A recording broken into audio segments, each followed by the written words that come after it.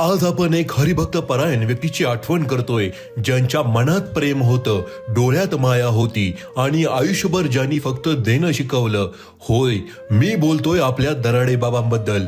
नमस्कार, मी गौरव सानप. आज आपण एक कॉल करणार आहोत जो की फक्त आउटगोईंग असेल, त्यावर कधीही इनकमिंग नसेल. तो एक कॉल तमाम दराडे कुटुंबियांकडून आपल्या बाबांस. प्रथम पुण्यस्मरण निमित्त बाबांचा जीवन परिचय आपल्या समोर मांडला जावा, त्यासाठी एक छोटासा प्रयत्न. प्रिय बाबा, आज शनिवार दिनांक 13 डिसेंबर 2025 रोजी तुमचे प्रथम पुण्यस्मरण.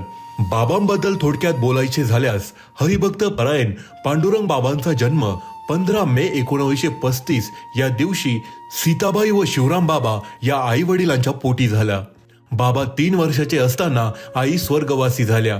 त्यानंतर बाबांचे चिंचोली गावातील 3ही मामांनी त्यांच्या लाडक्या भाच्याचा पोटच्या मुलाप्रमाणे सांभाळ केला. हे करीत असताना पांडुरंग नावाचं रोपटं मावशी मथाबाई भाबड व मावशी अंबाबाई पालवे यांच्या अंगखांद्यावर बहरून ते कधी मोठं झालं हे त्यांना सुद्धा कळलं नाही. बाबांचे 4थी पर्यंत शिक्षण झाले. शिक्षण करत असताना महाराणाच्या मातीत वाढलेल्या बाबांनी स्वतःचा एक छंद जोपासला, तो म्हणजे कुस्ती.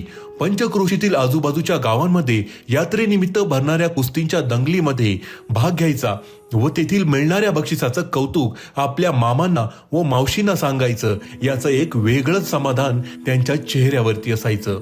दुःख फक्त एक होतं, कारण कौतुक करायला त्यांची आई हयात नव्हती. निसर्ग नियमानुसार बाबांचा विवाह हिंगणवेडे येथील गोपाळा धात्रक परिवारातील कन्या हौसाबाई या माऊलीशी झाल्यानंतर बाबांसोबत अतिशय चिकाटीने संसार करत 3 मुलांना जन्म दिला.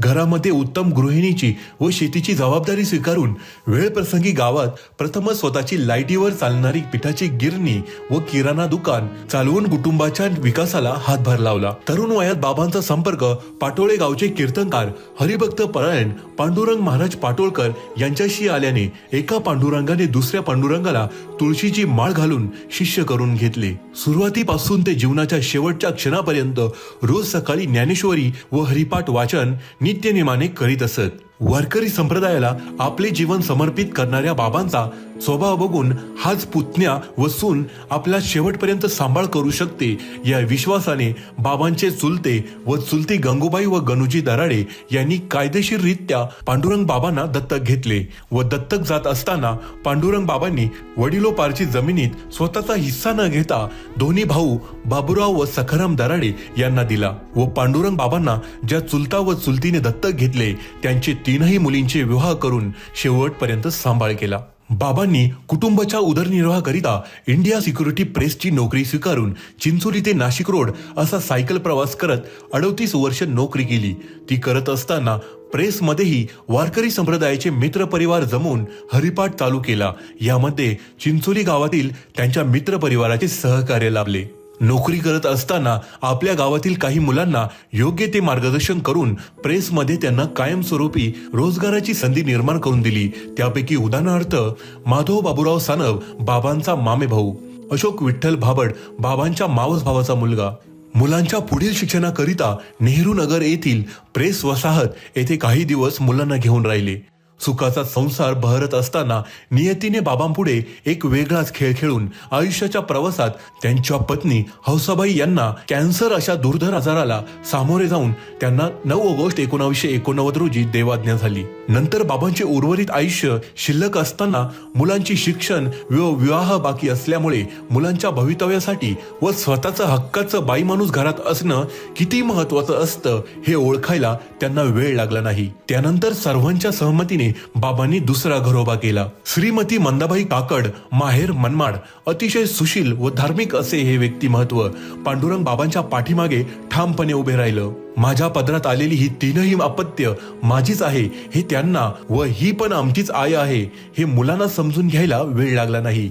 अशी ही संसाररूपी सागरातील नाव पहिल्या तीराला नेण्याचे काम ही माऊली करत आहे.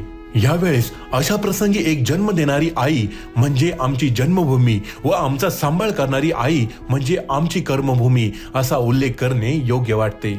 अशा सांप्रदायिक पुण्यवंताच्या पोटी जन्म घेण्याचे भाग्य या 3ही मुलांना लाभलं हे त्यांचं पूर्वजन्मीचं भाग्यच. प्रपंच करून परमात्मा कसा करावा याचं मूर्तिवंत उदाहरण म्हणजे पांडुरंग बाबा.